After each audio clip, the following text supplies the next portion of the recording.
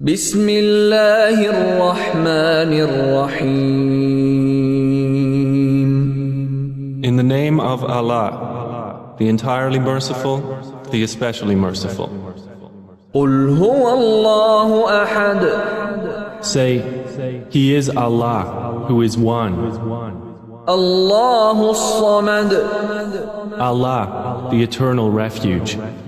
لم يلد ولم يولد. He neither begets nor is born. ولم يكن له كفوا أحد. Nor is there to him any equivalent.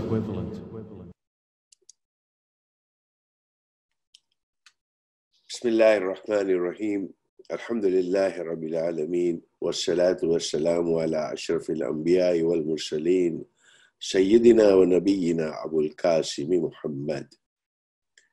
I begin in the name of Allah, the Beneficent, the Merciful, and with salutations to the Blessed Prophet of Islam, peace be upon him. Welcome to this final session of Imam Hussain, the grandson of the Prophet, an icon of universal social justice.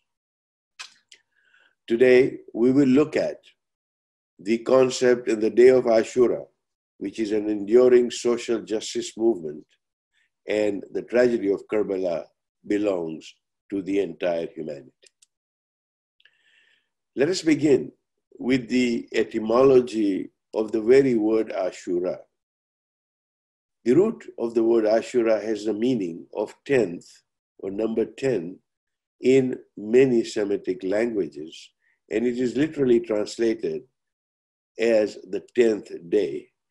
And this is the annual commemoration of the killing of Imam Hussain in 61 Hijrah on the 10th day of Muharram at the hand of Yazid, the usurped caliph, or the one who usurped the caliphate of the Umayyad Dynasty. Indeed, this caliphate had now been turned into a dynasty by the appointment of Yazid by his father Muawiya. It was well known that Yazid was a corrupt and an immoral leader, and he violated the principles of human dignity, freedom, and justice. And indeed, his father Muawiya reneged on a pact not to appoint his son as the next caliph. And therefore, Yazid's authority needed to be challenged to safeguard the value of good humanity and good governance for time immemorial. Today, we see some parallels where people with tremendous wealth and power impact millions by their questionable ethical conduct and immoral values and continue to stay in government.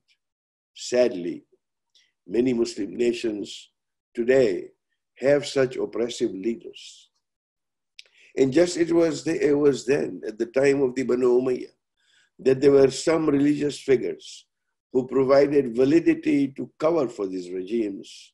And this is happening today. And regrettably, there is a deafening silence on their governance from the rest of the world. Well, Karbala is here to give us a reality check, and therefore it is all the more important that we understand the very essence of the fight for justice and truth that was waged by Imam Hussain in Karbala. Going back to the historical facts, there was a crisis that resulted from this succession of Yazid, the son of Muawiya, which then compelled Imam Hussain to pledge allegiance to Yazid, and Hussain refuses with these words which are universal. He said, and I quote, that the likes of me or a person like me cannot pay an oath of allegiance to the likes of him. He did not say that I will not pay allegiance to Yazid, but he said the likes of me cannot give our hand of bay'ah, as it was called, to someone like Yazid. This internationalizes and universalizes the message to say that one cannot pay allegiance to an unjust authority, whatever that authority may be. Where we know, and this has been well recorded by many historians, that Yazid was openly going against the teachings of Islam. And when finally he was threatened with his life, Husain with his family leaves Medina, the beloved city of the Prophet, to seek asylum in Mecca. Once again, when he was in Mecca, he was again threatened. And when he got news that there would be bloodshed in the holy sanctuary, he decided to leave Mecca to proceed towards Kufa, where there were people who had pledged support to Imam Hussain against Yazid. Indeed, history records that almost 18,000 men had pledged their allegiance. But when Ubaydullah ibn Ziyad was installed as a new governor of Kufa, he terrorized people. He killed Muslim ibn Aqil, the ambassador and the cousin of Imam Hussain, who was sent to Kufa in advance. And when that happened, the Kufans backed down. This news was received by Imam Hussain while he was proceeding towards Kufa. And he found that Muslim ibn Aqil had been killed, and he decides to divert his journey towards Karbala. Well, what is this Battle of Karbala? The two armies that confronted each other on the 10th of Muharram, as we say, known as the day of Ashura. In this battle, Imam Hussain, his sons, his brothers, and more than 50 companions gave their life. And what is so important is that at Karbala, Imam Hussain changed the very meaning and the connotation of the terms victory and defeat. Imam Hussain and his small group of companions redefined human nature itself. They redefined the limits of human endurance and suffering on that day, and in sacrificing their lives against an army of 30,000 people, this 110 people set an example for those who fight against anarchy to protect the freedom and independence of mankind. That truly is the essence of the battle in Karbala. To give a visage of Husain on that day, which is the day of Ashura, that many poets have written about it. One of them says the violent wounds inflicted upon Imam Husain's body, yet emerging from all the pain, suffering, is his unwavering spirit of resistance. 72 were slaughtered, but the stand against injustice remains eternal and serves as a reminder for those who oppress, who exist in our present world. So Karbala indeed, as I said before, is a reality check for this time, for our time, for the times before us, and for the times after us, that whenever oppression raises its ugly head, there is Husain to show us the way. Just a little background in terms of the role of Muslim Muharram rituals as to what happens.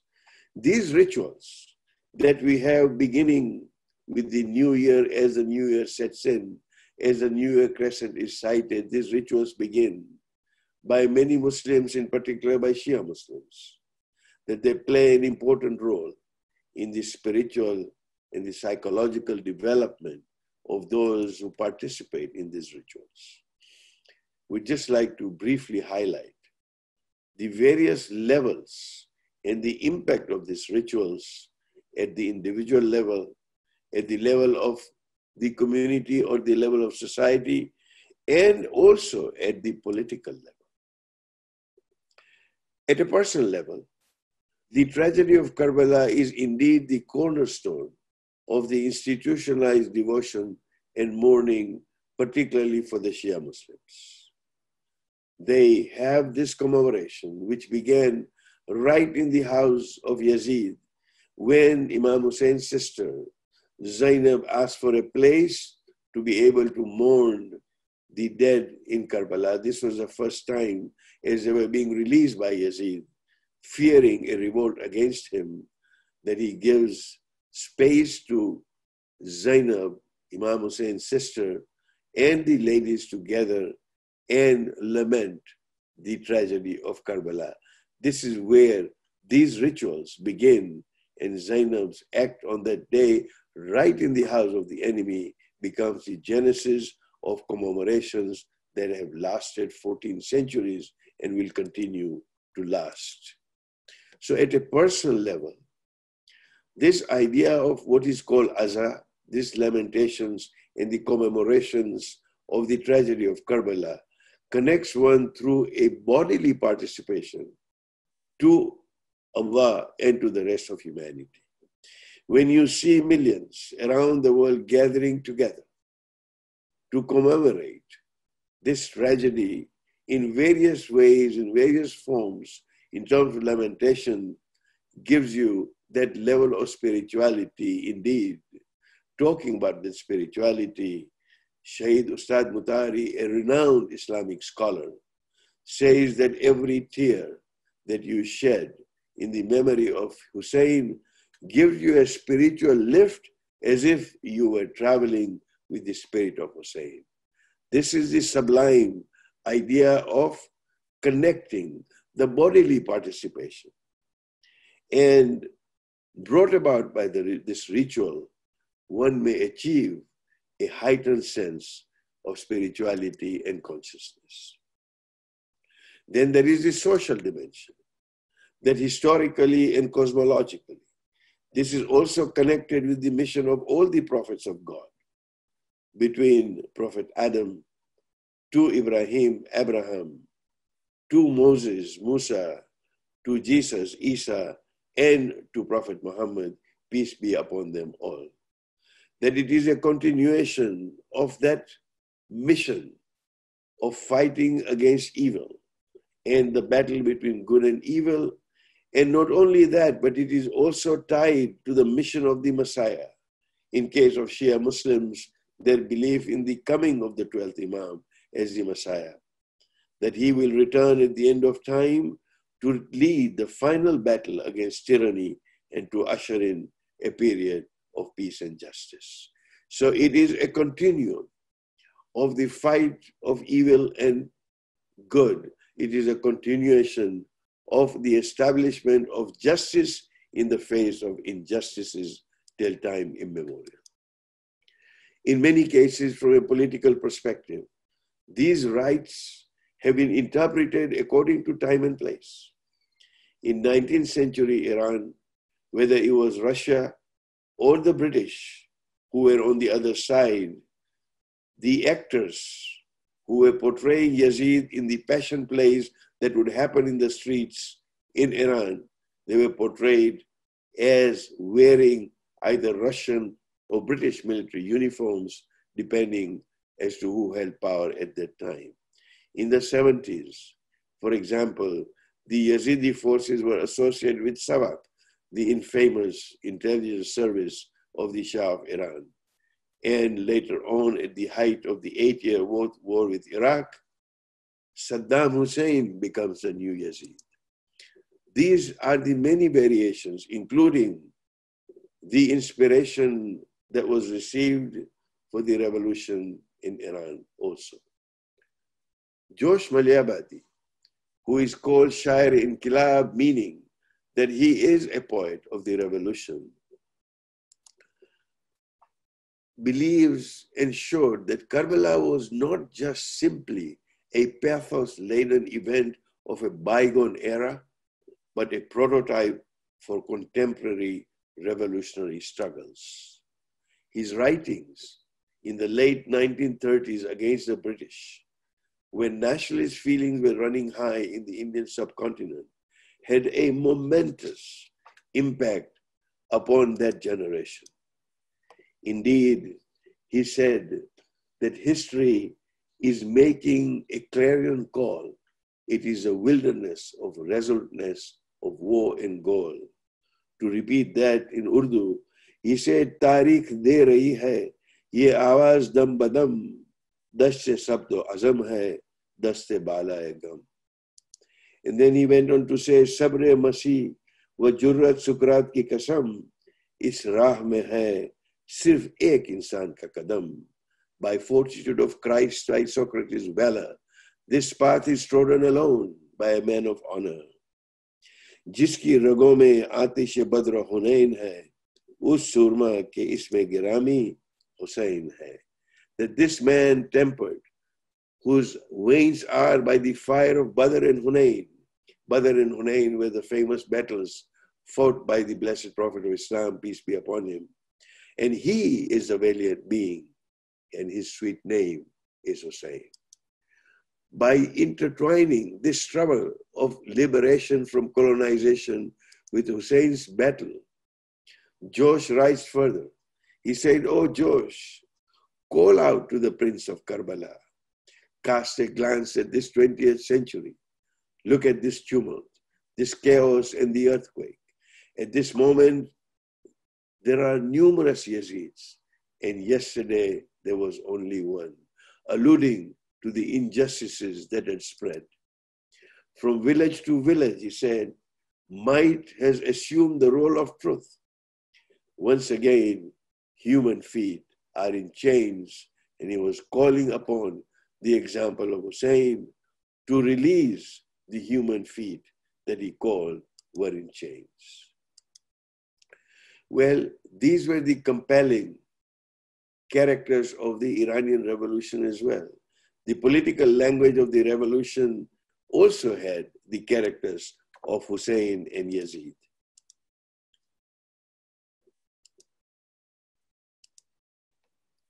In this case, Yazid becomes the evil amongst Iranians, one that must be destroyed, and the Shah at that time was portrayed as the new Yazid. These are the nuances of history. But even from a spiritual angle, there is much that has been written about Husain.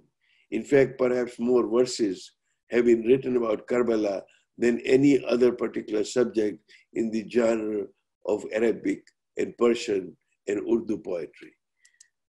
Pakistani poet Hafiz Jalandhari says, again in his inimitable way, that libas hai phata hua, gubar mein ata hua, his dress is torn, with mud it is worn.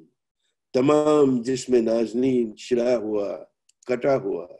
His splendid, delicate body is cut and slashed and torn. Ye bil yakin Husain hai, indeed it is Husain. It is Husain. Nabi ka noor ain hai, the light of the Prophet's eye, it is Husain. To give this imagery, the spiritual imagery, in terms of the Prophet's eye, that this is the eye of the Prophet, has a special spiritual significance because the Blessed Prophet is a role model for all Muslims. And this poetic praise, in the way that he has done, symbolizes the way he followed the example of the Prophet to remind people of the Medina society, the pluralistic society of justice.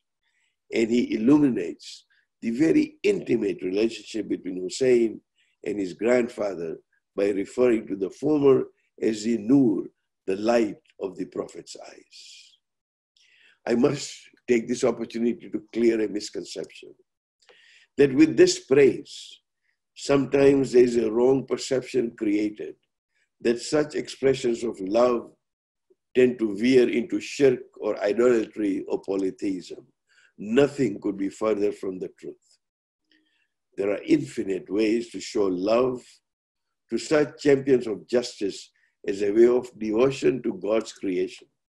And that should not be mistaken for worshipping those individuals. It is a way of bringing people closer to the Creator, closer to Allah, by following the examples, by imbibing their spirit, and by showing our love towards them.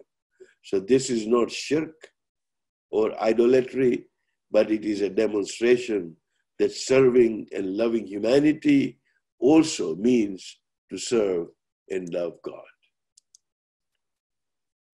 Perhaps the most often repeated quatrains in the Indian subcontinent are by Khwaja Muinuddin Chishti, where he says, and I quote, and these are so famous, that Shah Ast Husain, Badshah Ast Husain, Deen Ast Husain, Deen Panah Ast Husain, that the king is Husain, the emperor is Husain, religion is Husain, the refuge for religion is Husain, Sardad Nadad, Daste Dar, Daste Yazid, Hakka ke bina la ilaha illa Ast Husain. That he gave up his head, but did not give his hand in the hands of Yazid. The truth is that the foundation of La ilaha, meaning negation of all gods except God, is indeed Husain.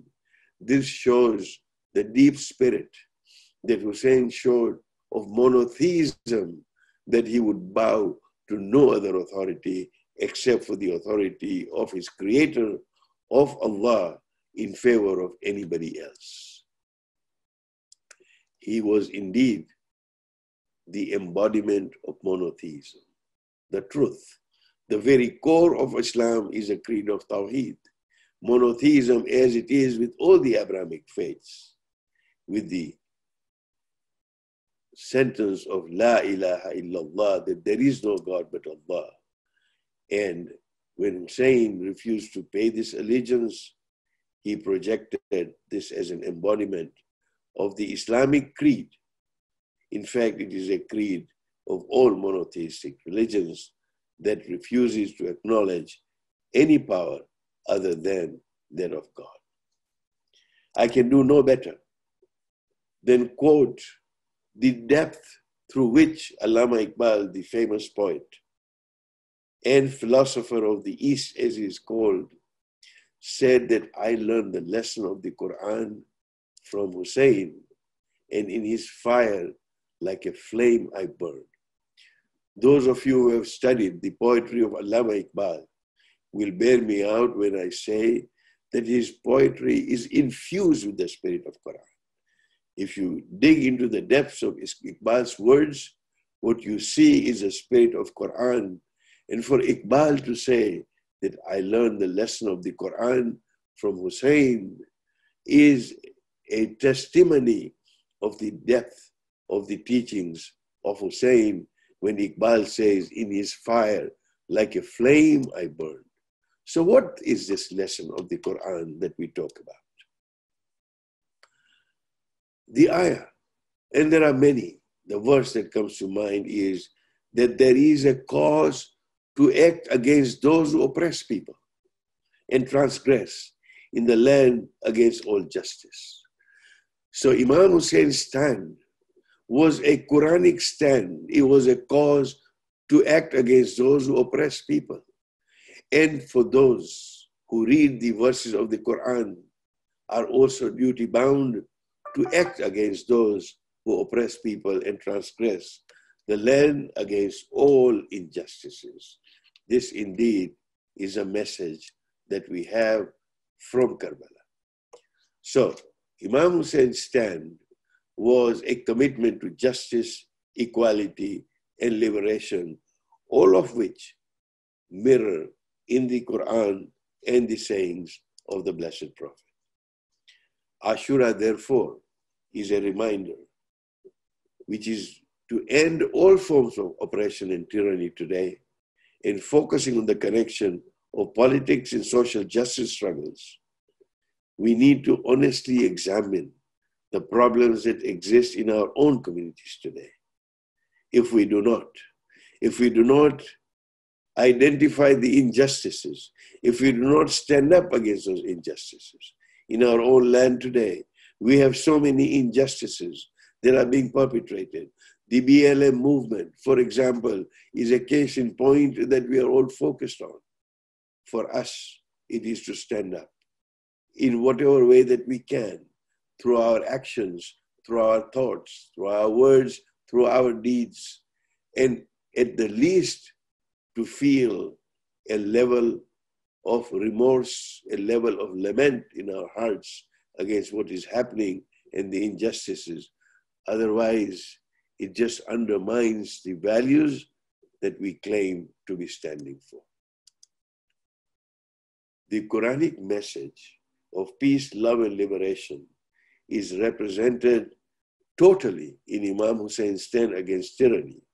And therefore, we must recognize those Karbalas that exist in the present world, be it in Yemen, be it in Palestine, be it in Kashmir, Afghanistan, or be it the Rohingya people, or anyone else, like the state of the Indians, like the state of the Muslims in India today. Every injustice must be recognized as the Karbalas of today, and it will be loved within the context of social justice that would eliminate this domination, no matter where the oppressed are found. This is our struggle for the day. Therefore, Hussein's school calls for a strict adherence to a set of absolute principles, no matter whatever the consequences be, and whatever it costs, even if it costs your life. It essentially maintains that it is not the power, but principles that matter. And that is what we learn, and it represents an unwavering resolve not to submit before the evil forces of time under any circumstances. These evil forces can be at numerous levels. Whatever the level may be, the idea is to create that awareness within us to say, here is an injustice, and here is a moral compass that is shown to me by Karbala as to where I should stand. You know, when Husain was accosted by Yazids Army on the way to Kufa, it was Hur, one of the generals in Yazids Army at that time, tried to stop Husain turning back because the Kufans had betrayed him. Husain gives a speech. But before he gives a speech, there's a remarkable incident in history. That just as they met, it was time for prayers. And both the armies, Husain's army, the small one, and Yazid's army led by Hur, actually all prayed behind Husain, showing the character and the standing of Husain in the eyes of people. And then he says, "O people, verily, the Messenger of Allah has said, whoever observes a sovereign legalizing what God has made unlawful, violating the covenant of God, opposing the sunnah of the Messenger of God, and treating creatures of God sinfully and oppressively, and does not oppose him with his speech and action, God has a right to bring him to the same fate as that of the tyrant." So the choice is simple. Either you are with the tyrant or you are with the truth, and it is something that Karbala gives us the inspiration to stand against. Therefore, the rituals, the commemorations, the lamentations, the poetry, and every other act of procession should not just be viewed from the lens of Shia rituals. Tragically, because it's been viewed just as another ritual, the central message of Karbala appears to evade the broader Muslim thinking today, because it is seen as a Shia thing to do. Far from it. This is not a Shia Muslim thing. This is not even a Muslim thing. It is a message for entire humanity. And then you have extremists like the ISIS and Taliban who attack the Ashura-related gatherings, showing their very disdain for all things that Imam Hussain stood for. This is a sad irony and the sad fact that we are facing today. In Afghanistan and Iraq, blood has been spilled like water. The civil war in Syria has torn the country apart. The Rohingyas, ethnic cleansing in Myanmar continues unabated. The suppressed people of Kashmir have been denied their basic rights of determination. The Palestinians have been persecuted and are ruthlessly killed by the occupied forces. And yet, there is a deafening silence. You know, if you think that ISIS has only been around for the past few years, it's because we never looked at the story of Karbala. Yazid had the exact same ideology, exact same evil ideology as that of ISIS almost 1400 years ago. And therefore, to understand this better, the remedy to this malady of Islamophobia and the remedy to call out the unjust rulers of our time lies in the mainstreaming of the message of Karbala within the wider Muslim communities and even wider to the entire humanity. And this is what this series of presentations are meant to cover. At a higher level, Hussein's message of defiance against oppression and personal sacrifice for the cause of humanity is applicable to the broader audiences for generations to come.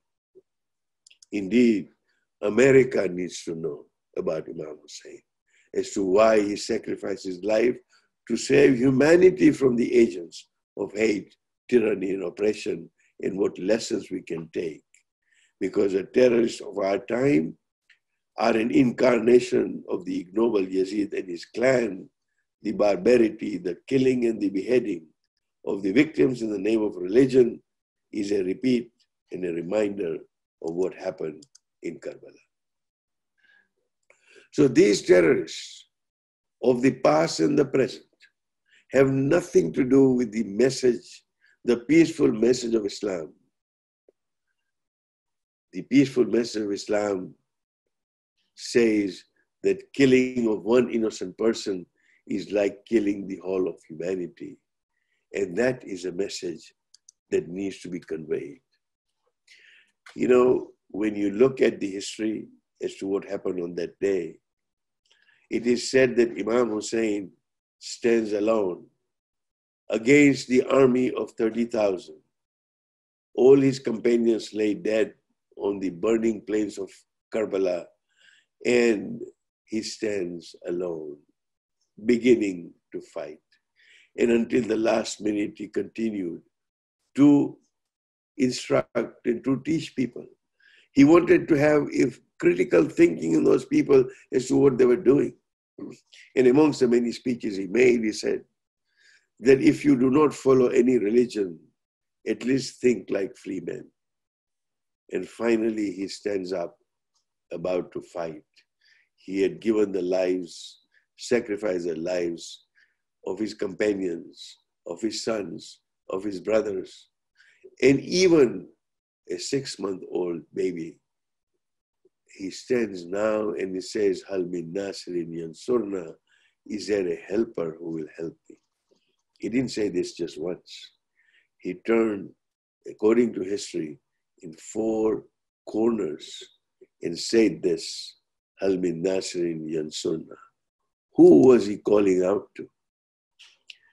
He was calling out to people of every land and every era. And he was making an international call for social justice. Because otherwise, what was the point in him saying, Hal min nasirin yansurna, is there a helper who will help me? Is there a helper who will help our cause?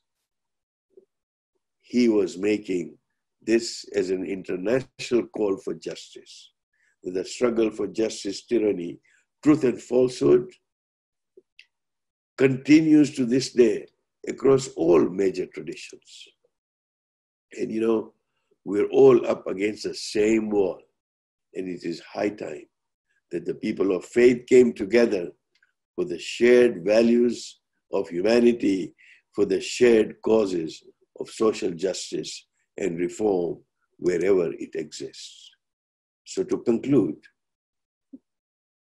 we refuse, if we are to follow the spirit of Karbala, to follow the example of Husain, that we refuse to tolerate the despots of yesterday, just as he did for Yazid, that we refuse to tolerate the despots of today, that we call out those Muslim states who make political alliances with modern day oppressors. This is our call, that aligning all Muslims with a singular core message of ASHURA, indeed aligning the whole humanity with a singular core message of ASHURA, is a real way of attaining a unity of purpose amongst Muslims and the rest of humanity. This is why we need to commemorate, we need to introduce, we need to ensure that every child knows and understands the value and the principles of what happened on the 10th of Muharram, 61 Hijrah, almost 1,381 years ago, if we follow the Muslim calendar.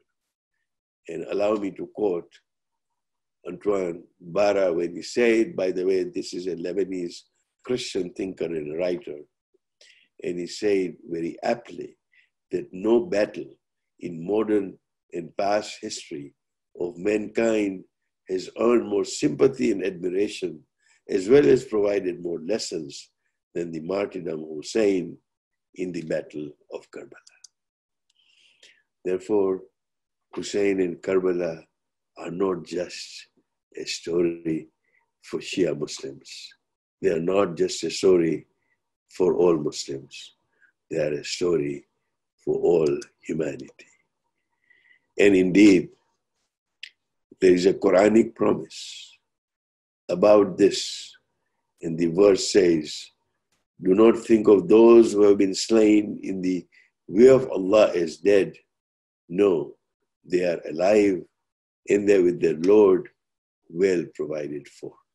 It is with this that the spirit of the martyr, the spirit of what we call in Arabic the shaheed, continues to bear witness. In fact, it is remarkable that the Arabic word shaheed is also stands for martyr as well as a witness in terms of the word shahid. And this is the culmination of that witnessing of the martyrs for all times. Thank you for joining us. If you have liked these presentations, if you have benefited from these, please do share this in your networks with the people that you know, so we can all benefit and imbibe the spirit of Karbala. Thank you for watching, and I greet you with the Islamic greeting of Wassalamu alaikum wa rahmatullahi wa barakatuh. Peace be upon you. Thank you.